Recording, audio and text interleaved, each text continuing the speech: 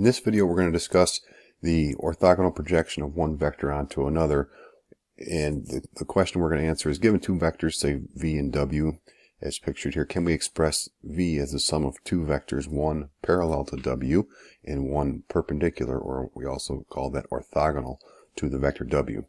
So I just want to, before we get into answering that question, I just want to show you an instance of where we would be applying this. All right, so a lot of times with application questions, we'll be drawing a free body diagram like this, and we may have the force F as pictured here being represented by the force due to gravity.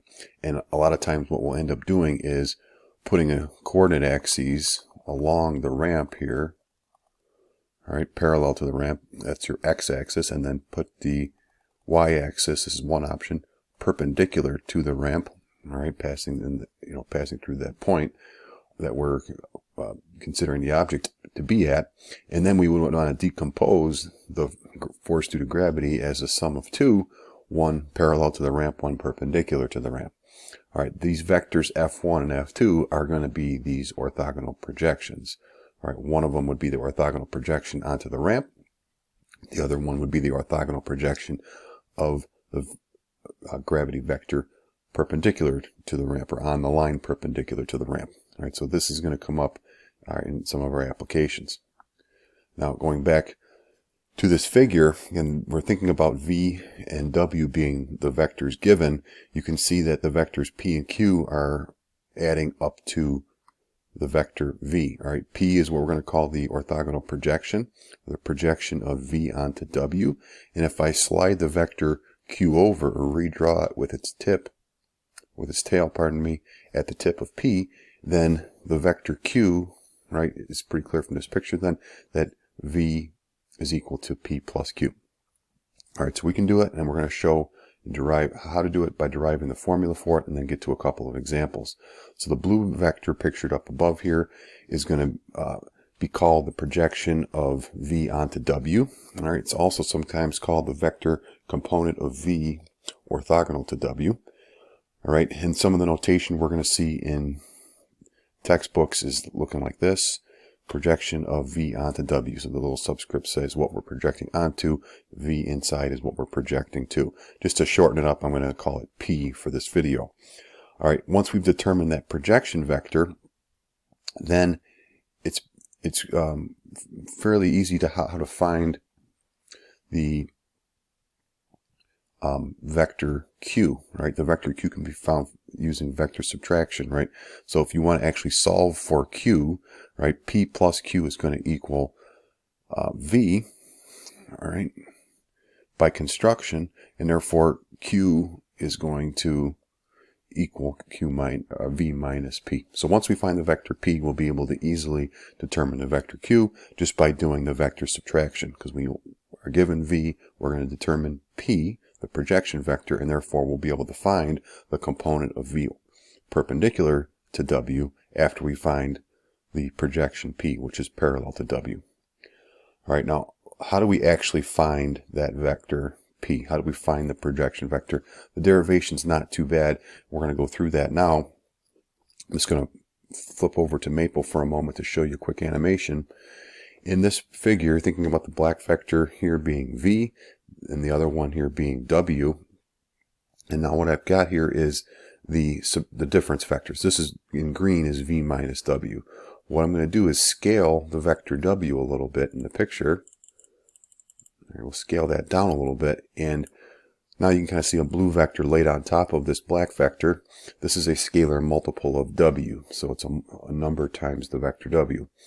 And then this green vector, again, it's connecting the tips, so that's going to be determined by vector subtraction, so v minus whatever the scalar multiple of w is. Well, we want to choose the appropriate scalar multiple, and this is in the picture is clearly not the one, so that we want to know what scalar multiple, what number do I need to scale w by to ensure that this vector is perpendicular to w. All right, that's what we want to know. When is the green vector going to be perpendicular to the blue vector, or perpendicular to w, in fact? Okay, so that's what we've got to figure out, and then that will help us determine the projection. And we've seen in our previous work, two vectors are going to be orthogonal orthogonal or perpendicular if their dot product is equal to 0. All right, so that's the idea behind this. All right, so I'm just going to draw a little bit extra on here. So in blue, we've got in here the vector, which is I'm going to call this C times the vector W. All right, it's a scalar multiple of W. In green, the vector we have here is going to be V minus that scalar multiple of W. Remember, to connect the tips of two vectors together by a vector, you're going to do vector subtraction. So it's V minus the scalar multiple C times W.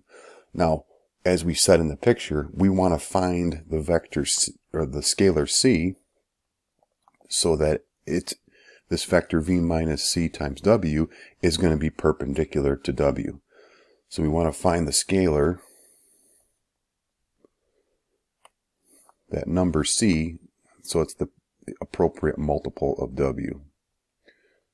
So what we want is that the vector V minus C times W is going to be perpendicular to W, okay, or orthogonal to W. And we saw in our previous work that this is true if and only if we have the vector V minus C times W dotted with the vector W if that's equal to 0. Okay, and now for us to determine the formula or to determine that number C, we just need to solve for this equation for C, and that's going to help us to figure out the projection, because this is what we're going to be looking for. Once we find the appropriate number C, we're just going to plug it in. It's a multiple of W. All right, scalar multiple of W is what the projection vector is going to be. All right, so to finish this, let's just distribute the dot product through. So we're going to have V dot W minus the scalar times the dot product W dot W. And then that's a pretty simple matter, because remember the dot product, to solve for C, it's pretty simple. The dot product's just a number, so we can add that term over, add the C times the dot product of W with itself over to both sides. Okay, I'm going to do that and then flip both sides of the equation. So C times W dot W is going to equal V dot W.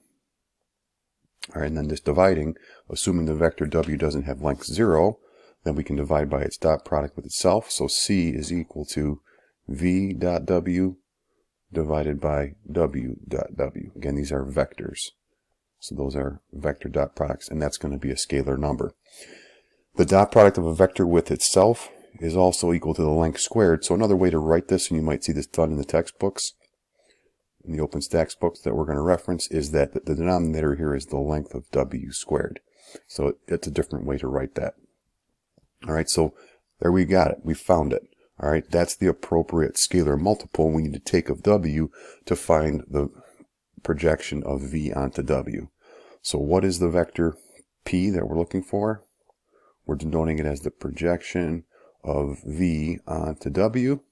It's this vector C times W, where we're choosing the appropriate scalar multiple to ensure that it's perpendicular. We just found what that scalar is, so it's V dot W divided by W dot W. Okay, these are all vectors, all right? But that dot product is going to make the numerator and the denominator of that fraction both numbers times the vector W. And again, another way to write this would be to say it's V dot W divided by the length of W squared times the vector W. Okay, that's the projection vector P.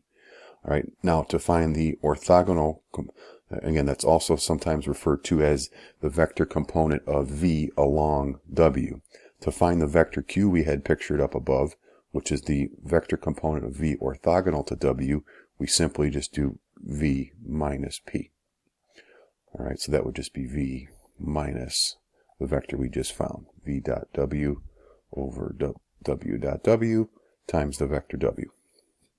Okay, so those are the two things we're going to be using to answer our question. All right, those two formulas. The main one are being one of these versions here, either one you want to look at. All right, and then we can find the orthogonal component of V relative to W just by doing the vector subtraction. So there we answered the question, and now we're going to do a couple of examples to illustrate that. All right, so there's two examples here. I'll do the first one below, and then we'll see if we have time in this video for the second one. The first thing says to express v as a sum of orthogonal vectors such that one of the vectors has the same direction as u. All right, so they're using u in this example. All right, let's just change that to w just to make the formulas match what I had before. This example is from the OpenStax books. And so we're going to do the decomposition. All right, so we're going to express v as a sum of two vectors. One is going to be parallel to w, one is going to be perpendicular to w. All right, so for this one, I'm going to switch away from the ij notation for this example. So it's 5i minus j. We can leave it that way, or we can write this in component form and write this as 5 comma negative 1. And the vector w, likewise in component form, is 4 comma 2. All right, so we want to find the projection. All right, so this is we're still doing this first example. The second one, we'll see if we have time for. So we want to find the vector we're calling p, which is the projection of v onto w. And again, the formula for this is v dot w divided by w dot w times the vector w. It's a scalar multiple of w. So now just substitute those things in. So we need to do this vector dot product in the numerator of the two vectors we're given. We need to do the vector dot product of w with itself in the denominator, and take that and multiply it by the vector w, which is the vector 4, 2. All right, so the main work is computing those two dot products in the numerator there. So the projection vector we're looking for is going to be what? All right, so leave ourselves a little bit of room here. Just remember to compute the dot product of two vectors given in component form. We multiply the first components and multiply the second components and add. All right, so what we're going to get here, 20 plus negative 2 in the numerator, and then we're going to get 4 times 4, 16 plus 4 in the denominator, and that's times the vector 4 comma 2. All right, and then just simplify. All right, so what does that come out to then? We end up with 18, oops, that's not a vector, pardon me, 18 over 20 times the vector 4, 2. And just simplifying that just a little bit here, what are we going to get? Simplifying the fraction, we're going to have 9 over 10. So it's a fractional scalar multiple. That's okay. It doesn't have to come out to a whole number, times the vector 4, 2. So the vector p we're finding in this example is going to be distributing now the 9/10 through to each component. We're going to get the vector, after simplifying the fractions, what would we get? 18 over 5, and then 9 over 5. Okay, there's the projection vector of v onto w. Now to find the other vector we're going to do, which I've called q in the picture, we're going to do v minus p, where p is the projection. So the vector v, keep in mind, was what? 5, negative 1, right? So we're going to do 5, negative 1 minus the vector we just found, the 18/5, comma 9/5. And to do that subtraction, I just write this as a common denominator, so keep the 5 over 1, the negative 1 over 1, multiply the top and bottom by 5 to get a denominator of 5. And then we'll simply just subtract component-wise to find the projection vector. So what are we going to get here? 7/5 is the first component. Negative 5 minus 9 is going to give me negative 14 over 5. All right, so what we've just shown there is that the vector v can be written as p plus q. We'll check this quickly, where p is the vector 18 over 5, comma 9 over 5, dotted with, plus, pardon me, this is plus 7/5, comma negative 14/5. All right, and just real quick, checking the arithmetic, we would get 25 over 5 in the first component, which is 5, and then we would get negative 5 over 5 in the second component, which is negative 1. All right, and then we can also check that p dotted with q comes out to 0. All right, let's just quickly check that. Okay, and just to save a little bit of time, I wrote the next couple of steps out. So do the dot product and add, and if you do the addition here, you're going to get 0 over 25. So the vectors do come out orthogonal.